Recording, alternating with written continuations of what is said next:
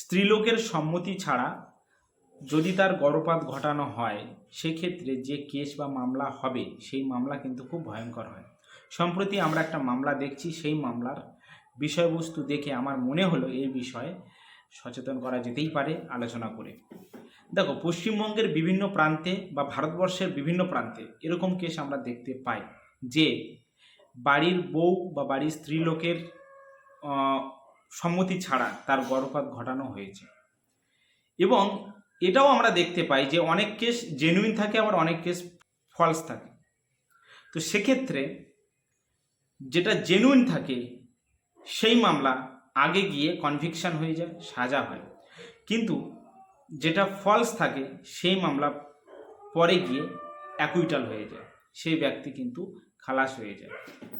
তো এইরকম ঘটনা আমরা আমাদের এলাকার বা আমাদের পরিবেশের আশপাশে আমরা দেখতে পাই, কোনো না কোনো জায়গায় ঘটেই চলেছে।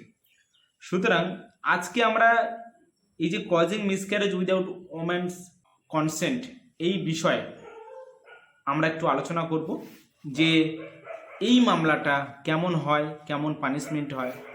প্রথমত আমি যে বিষয়টা বলবো সেটা হচ্ছে যে গর্ভস্রাব ঘটানো এর যে ডেফিনেশন সেটা জানবো।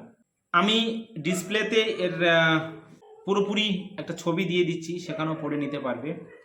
তো আমি এখানে নিজেও পড়ে বলছি, যে কেউ স্বতঃপ্রবৃত্তভাবে গর্ভবতী কোনো স্ত্রীলোকের গর্ভস্রাব ঘটায়, যদি ওই রকম গর্ভস্রাব স্ত্রীলোকটি জীবন রক্ষার জন্য সরল বিশ্বাসে করা না হয়, সে যে কোনো বিবরণের কারাদণ্ডে দণ্ডিত হবে, যার মেয়াদ 3 বছর অবধি হতে পারে, অথবা সে অর্থদণ্ড হতে পারে, অথবা সে উভয় প্রকার দণ্ডে দণ্ডিত হবে। এবং স্ত্রীলোকটি যদি আসন্ন প্রসবা হয়, যে কোনো বিবরণের কারাদণ্ডে দণ্ডিত হবে, যার মেয়াদ 7 বছর অবধি হতে পারে এবং তার অর্থদণ্ড হতে পারে। এই আইপিসির এই সেকশনটা হচ্ছে 312, কজিং মিসক্যারেজ। দেখো, এখন আইনের কিছু কিছু বিষয় চেঞ্জ হয়েছে। তো আইপিসির এই সেকশনটা যদিও আমার কাছে রয়েছে, এটা একটা পুরনো বই, এখন আইপিসি চলছে না, এখন অন্য নাম এসেছে। তো এটা এই বিষয় নিয়ে এখন আলোচনা করা যেতেই পারে, পরে আমরা নতুন আইনের বই দেখে আমরা আলোচনা করব। তো এখন যেটা আছে এটা দিয়ে আমরা সচেতন হতেই পারি। তো এটা ডেফিনেশনে কি বললো, এটা কিন্তু 312 একটা সেকশন। এই 312তে যেটা বলা হচ্ছে যে কেউ স্বতঃপ্রবৃত্তভাবে গর্ভবতী কোনো স্ত্রীলোকের গর্ভস্রাব ঘটায়, যদি ওই রকম গর্ভস্রাব স্ত্রীলোকটির জীবন রক্ষার জন্য সরল বিশ্বাসে করা না হয়। ধরো কোনো একটা মহিলাকে আমরা ইচ্ছাকৃতভাবে তার গর্ভস্রাব করানো হয়েছে, আমরা জানি, তো সেক্ষেত্রে তার জীবন রক্ষার জন্য সরল বিশ্বাসে সেটা কিন্তু করা হয়নি, সেক্ষেত্রে কিন্তু সে দোষী হয়ে গেল। তাহলে সে যে কোনো সাজাপ্রাপ্ত হতে পারে, সে যে কোনো বিবরণের সাজাপ্রাপ্ত হতে পারে, সেটা কিন্তু আমি বলেছি। এটা হচ্ছে 312।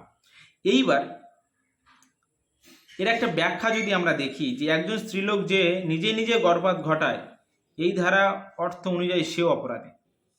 যদি কোনো মহিলা স্ত্রীলোক যদি সে নিজের ইচ্ছাতে করে, তাহলে সেক্ষেত্রে কি সেইটা পরিবারের উপরে পড়বে বা অন্য কোনো ব্যক্তির উপর পড়বে? কখনো না, সে নিজেই অপরাধী, তাহলে তার জন্য কিন্তু এই ধারাটি লেগে যাবে। এইবার স্ত্রীলোকের সম্মতি ছাড়া তারপরের যে ধারা বা সেকশনটা আছে 313 আইপিসিতে, স্ত্রীলোকের সম্মতি ছাড়া গর্ভপাত ঘটানো, causing miscarriage without women's consent, সেই সেকশনটা কি বলছে বা সেই ধারাটা কি বলছে? যে কেউ স্ত্রীলোকটির সম্মতি ছাড়া আগের ধারায় বলা অপরাধ করে, ওই স্ত্রীলোকটি আসন্ন প্রসবা হোক বা না হোক, সে যাবজ্জীবন কারাদণ্ডে দণ্ডিত হবে, অথবা সে যে কোনো বিবরণের কারাদণ্ডে দণ্ডিত হবে, যার মেয়াদ 10 বছর অবধি হতে পারে এবং অর্থদণ্ড হতে পারে। তাহলে এখানে আমি দুটো সেকশন বললাম, একটা 312 প্রথমটা, আর দ্বিতীয় যেটা হচ্ছে সেটা হচ্ছে 313। এইটা কিন্তু খুব জটিল বিষয় এবং চিন্তার বিষয়।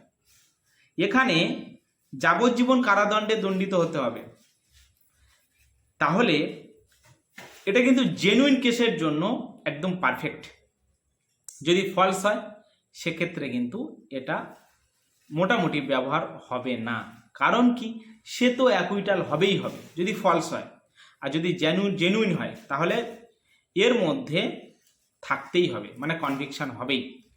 তাহলে এইটা আমরা একটু ডিটেলসে দেখে নিই ভেঙে। 313 ডিসপ্লে আমি দিয়ে দিচ্ছি, এটাও পড়ে নিতে পারো। 313 সেকশন বলছে স্ত্রীলোকের সম্মতি ছাড়া গর্ভপাত ঘটানো। আমি বারংবার বলে আসছি, যে কেউ স্ত্রীলোকটির সম্মতি ছাড়া আগের ধারায় বলা, মানে 312 ধারায় বলা অপরাধ করে, ওই স্ত্রীলোকটি আসন্ন প্রসবা হোক বা না হোক, মানে ওই অপরাধটা যদি এখানে করে এবং সম্মতি ছাড়া, তাহলে সেক্ষেত্রে যাবজ্জীবন কারাদণ্ড হতে পারে। মানে ভাবতে পারছো তো? এইখানে আমি বলবো যে আমাদের পশ্চিমবঙ্গে কেন, সারা ভারতবর্ষের যে কোনো প্রান্তের যে কোনো মানুষ, তাদের অবশ্যই সচেতন হতে হবে। এমন ঘটনা যাতে না ঘটে যেটা আইন বিরুদ্ধ, সমাজ বিরুদ্ধ, পরিবেশ বিরুদ্ধ, সেদিকে লক্ষ্য রাখতে হবে। কারণ এখানে যে পানিশমেন্ট, যে কনভিকশনের কথা বলা হবে, তা কিন্তু খুব ভয়ঙ্কর। যদি আমরা সচেতন হই তাহলে আমার মনে হয় সব দিকটা বেঁচে থাকবে। আমি ধরেই নিলাম যে কোনো ব্যক্তি জেনুইনভাবে কোনো মানে কেস ঘটিয়ে ফেলেছে, তার জীবনের কিন্তু এতগুলো বছর তাকে জেলে খাটতে হবে, জেলে কাটাতে হবে, নানান উৎসবগুলো তাকে মোটামুটি সে দেখতে পাবে না, এবং এই যে ঘটনা সে ঘটাবে যার সাথে, তার কাছে সারা জীবন সে অপরাধী হয়ে থাকবে, এবং যার ক্ষতিটা হলো সে ক্ষতির পূরণ কিন্তু এ করতে পারবে না। হয়তো আইন তাকে শাস্তি দেবে, কিন্তু ক্ষতির পূরণ কিছু দিয়ে কি করা যাবে? যাবে না। তাহলে এখানে বিবরণ বলছে যে কোনো কারাদণ্ডে যাবজ্জীবন আছে, তারপর 10 বছর অবধি হতে পারে এবং অর্থদণ্ড হতে পারে, এগুলো সবই রয়েছে। তাহলে গর্ভস্রাব ঘটানো এই যে ম্যাটার, আমরা 312-তে যেটা দেখলাম আর 313-তে যেটা দেখলাম, দুটো মিলিয়ে মোটামুটি ডেফিনেশনের সাথে সাথে তার কনভিকশন সবই কিন্তু উঠে আসছে। এইবার আমি বলবো যে পশ্চিমবঙ্গে তথা সারা ভারতবর্ষে বিভিন্ন প্রান্তে এমন ঘটনা আমরা দেখতে পাই। এই ঘটনা কিছু কিছু জেনুইন থাকে, কিছু কিছু ফলস থাকে। জেনুইন ঘটনা অবশ্যই কনভিকশন হয়। অবশ্যই তোমরা খবর নিয়ে দেখো, সে জেলে আছে, জেল খাটছে, অর্থদণ্ড হয়েছে, খবর নিয়ে দেখলে দেখতে পাবে। এবং যেগুলো ফলস আছে সেগুলো ছাড়া পেয়ে গেছে, তারা নিয়মিতভাবে নিজেদের ভালো জীবনযাপন করছে। তো সম্প্রতি আমরা একটা কেস দেখছি, তাতে যে জেনুইন হওয়ার সম্ভাবনা অনেক কম, ভীষণ ভীষণ পরিমাণের কম জেনুইন হওয়ার সম্ভাবনা, সেখানে ফলস হওয়ার সম্ভাবনা অনেকটাই বেশি। স্থান, কাল, পাত্র সবটাই উলটপালট। যাই হোক, সেটা কোর্টের বিষয়, কোর্টে চলছে, মামলা শেষ না হওয়া পর্যন্ত আমরা কেউ কিছু বলতে পারবো না। তো এই মতো অবস্থায় যে মিসক্যারেজের যে ব্যাপারটা, দুটো সেকশানে যা রয়েছে আমি ডিটেলসে বলে দিলাম। সচেতন অবশ্যই হবেন, সমাজ অবশ্যই সুস্থ থাকবে যদি আমরা সচেতন ঠিকঠাকভাবে হতে পারি।